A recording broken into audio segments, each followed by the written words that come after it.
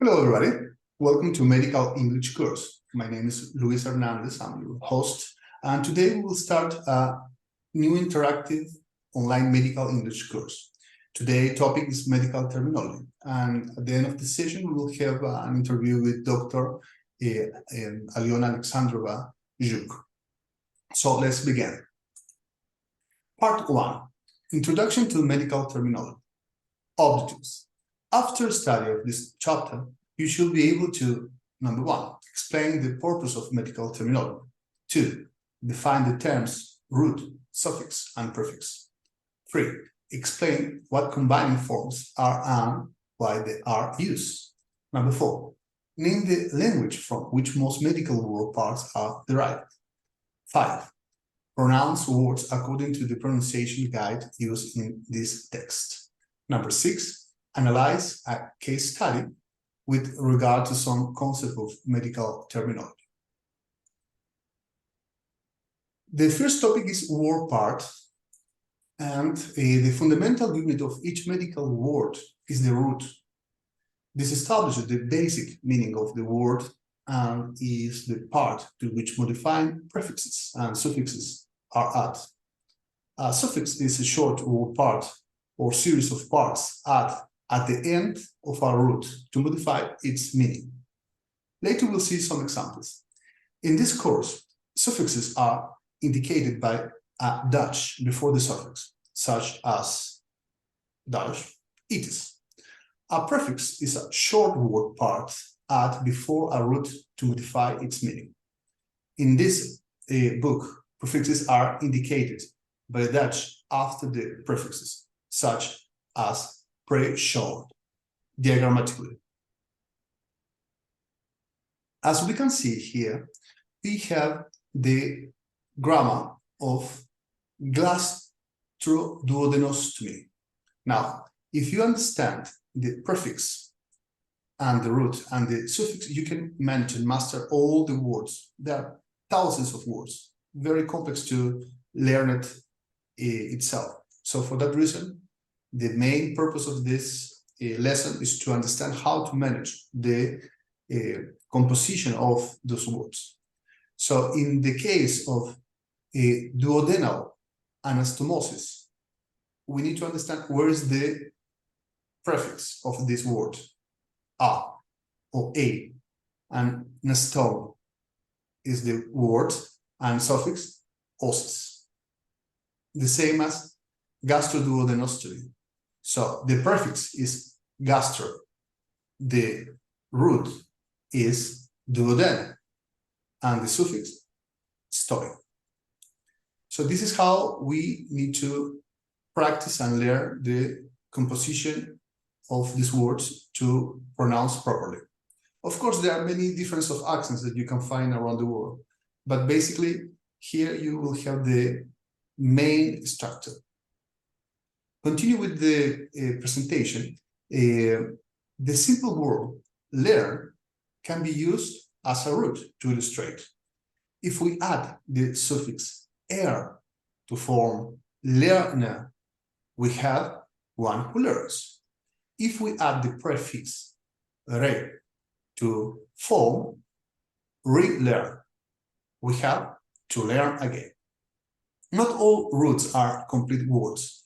In fact, most medical roots are derived from other languages and are meant to be used in combinations. The Greek word cardia, for example, meaning heart, gives us the root cardi. The Latin word pulmo, meaning lung, gives us the root pulm. In few instances, both the Greek and Latin roots are used. We find both the Greek root nepher and the Latin root ren used in words pertaining to the kidney. So we will check it in the figure 1. So in this figure, we can see some organs like kidney, ureter, bladder, ureter. So the Greek root nepher and the Latin root ren are used to refer to the kidney, an organ of the urinary system. Note that the same root may have different meaning in different fields studied. The root "mil" means marrow and may apply to either the bone marrow or the spinal cord. The root "sclera" means heart, but may also apply to the white of the eye. Cyst means a filled sac of pouch, but also refers specifically to the urinary bladder. You will sometimes have to consider the context of a word before assigning its meaning. Compound words contain more than one root. The words eyeball, bedpan, frostbite, and witcher are examples. Some compound medical words are cardiovascular, pertaining to the heart and blood vessels, urogenital, pertaining to the urinary and reproductive system, and lymphocyte, a white blood cell found in the lymphatic system.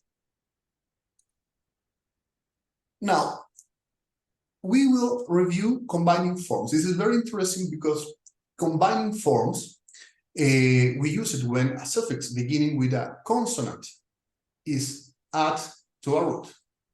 A vowel, usually an O, is inserted between the root and the suffix to aid in pronunciation. So basically we have the root, O, and suffix, and then we form the word. A combining vowel may be added between a root and a suffix. This is a combining vowel or combining forms. Thus, when the suffix "logi", meaning study of, is added to the root "neo", meaning nerve of nervous system, a combining vowel is added. Neo or logi equals to neurology, study of the nervous system. In combining forms, we also have the root plus O, right? So we have a root with a combining vowel is often called a combining form. Combining vowel, combining form. In this text, roots are given with the most common combining vowels and after a slash, and are referred to simply as roots, as in neo or neuro. A combining vowel usually is not used if the ending begins with a vowel. The root neo is combined with the suffix itis, meaning inflammation of. In this way, neo plus itis, neuritis, inflammation of a nerve. There are some exceptions to this rule, particularly when pronunciation or meaning is affected, but you will observe this as you work. Now, word derivations. As mentioned, most medical word paths come from Greek and Latin. The original words and their meanings are included in this text only occasionally. They are interesting, however, and may aid in learning. For example, muscle comes from a Latin word that means moles, because the movement of a muscle under the skin was thought to resemble the scampering of a mouse. The coccyx, the tail end of the spine, is named for the cuckoo because it was thought to resemble the cuckoo's bill. Basically, the cuckoo's bill is the shape of the mouth of the bird. We can see it in figure 3. For those interested in the derivation of medical words, a good medical dictionary will provide this information. So, this is the part that we reviewed before, the coccyx. So, if you can see this shape, it's like the mouth, right? The mouth of the bird. And later, of course, you can review with details all the words like the first cervical, second cervical, transverse process, invertebral disc, body of vertebra. This is the centrum, spinous process, foramen for spinal nerve, sacrum, and the coccyx. So the coccyx of the spine looks like the bill of a cuckoo, a bird. Pronunciation. It's very important that you repeat the word aloud many times as you learn to recognize it in print. We aware that word parts may change in pronunciation when they are combined in different ways. The following pronunciation guidelines apply through the text. A vowel. It's important that when you understand that in vowels you have the alphabet vowels and also you have the phonics vowels. So just to remind, the alphabet vowels like A, E, I, O, and U. Now, if we study the phonics, that this is the main part of this lesson, is to understand that the pronunciations differ. For example, the first one is not A anymore, it's A, E, I, O, O. So gets a short pronunciation if it has not pronounced maker over, is such as A as in hat, like A as in hat. E is not E anymore, it's E. E as in met. I as in bin. O as in son. U or O as in runs. So this is the difference between the alphabetic pronunciation and the phonics pronunciation. A short line over the vowel gives it a long pronunciation. A as in say. So this one is A, like our alphabet when we learn the alphabet. A, say, A, say. I as in T, I. I as in lie. O as in horse. U as in shoe. So it's important that you practice the difference between the phonics and the alphabet pronunciation. The accent syllable in each word is shown with capital letters. Note that pronunciations may vary from place to place. Only one pronunciation for each word is given here, but be prepared for differences. As I explained before, when you have English pronunciation from England, even in England, in London, they have different pronunciations. People that live in the north, the south, the west. The same occurs in the United States. It's not the same pronunciation that people have in the west, California, Texas, or in the east, like New York, and places in the center, for example. Now, we will review one of the last slides of this presentation, that is box 1.1, pronunciations. When pronunciations are included in a text, it is sometimes difficult to know which pronunciation of a term to use. Pronunciations may vary from country to country, even if different regions of the same country. Think how easy it is to distinguish a southern accent and one from the Midwest of Northwest United States, for example. The general rule is to include the most common pronunciation. The word gynecology is usually pronounced with a hard G, gynecology, in the United States. But in many areas of soft G is used, as in gynecology. Words pertaining to the cerebrum, largest part of the brain, may have an accent on different syllables. The adjective of this word is usually pronounced with the accent on the second syllable, cerebral. But in cerebrum, the pronunciation is in the first syllable, cerebrum, and cerebrospinal in the adjective. So the accent syllables differs when we have a word and adjective. The name for the first part of the small intestine, duodenum, is often pronounced duodenum, also the pronunciation duo, denum, is also acceptable. When extreme, some alternative pronunciations can sound like a foreign language. The word we pronounce as skeletal is pronounced in some other English-speaking countries as skeletal, similar to the accent of the Italian people, skeletal. Now, to review this part, it's important to understand that, as we learned before, there are some capital letters.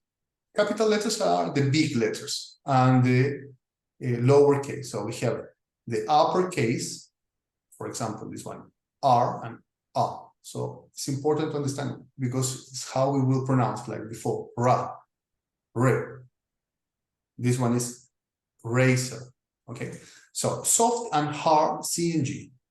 A soft C, as in razor, will be reading as razor. A hard C, as in candy, will be written as candy. A soft G, as in page, will be written as J, page. A hard G, as in grow, will be written as grow. Very important again, review the previous slides. Now, with silent letters and unusual pronunciations, a silent letter or unusual pronunciation can be a problem, especially if it appears at the start of a word that you are trying to look up in the dictionary. We will see it in the table 1.1. And the combination in table 1.1 may be pronounced differently when they are appearing with a word, as in apnea,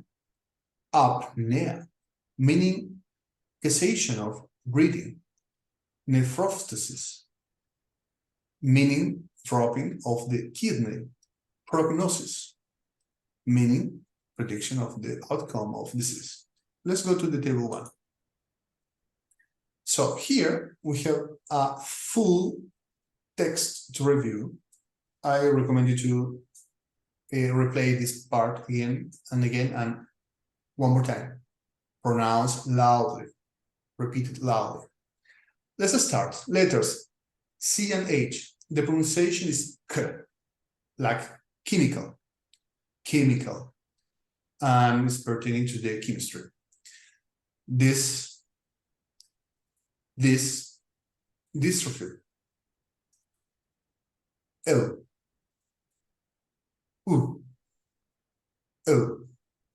Euphoria. Nothing. pH. Pharmacy. PN. Pneumonia.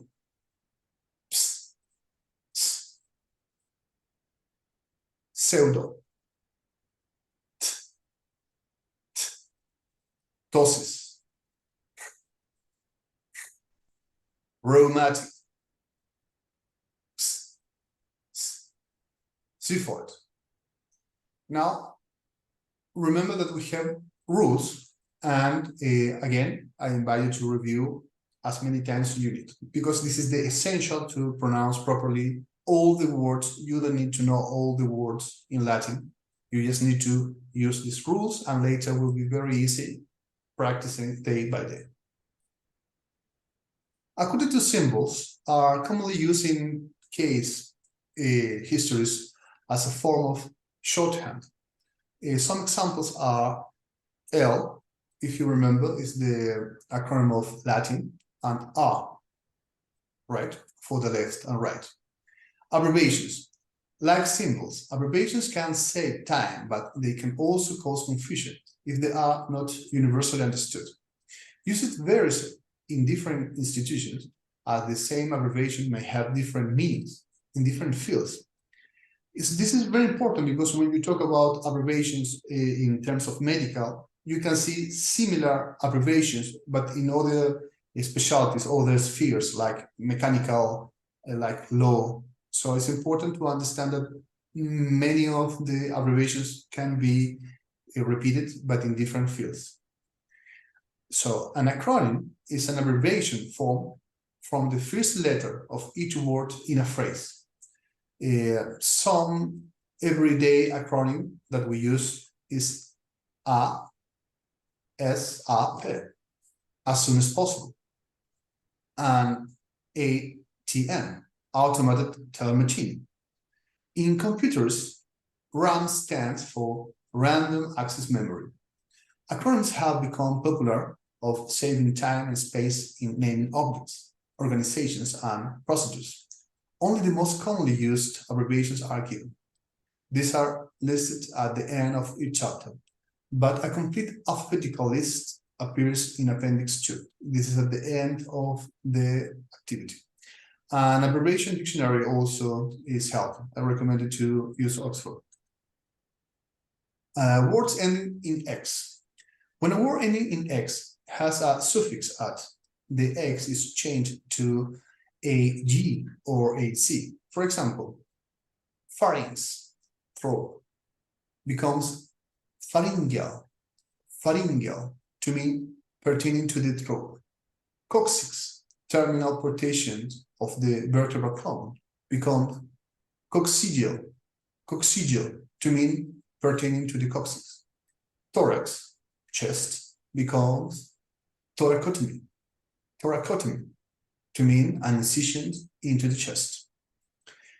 Again, we already reviewed the differences between the vowels, phonics, and vowels alphabet. Were important to review. Suffixes begin with r. When a suffix begins with r, is added to a root. The r is double, like r, like a hem or hemo, blood, plus rage bursting for a lot of, right? Hemorrhage, a bursting for a blood. Men or meno, menses, Greek, and rea, flow, discharge. Monorea.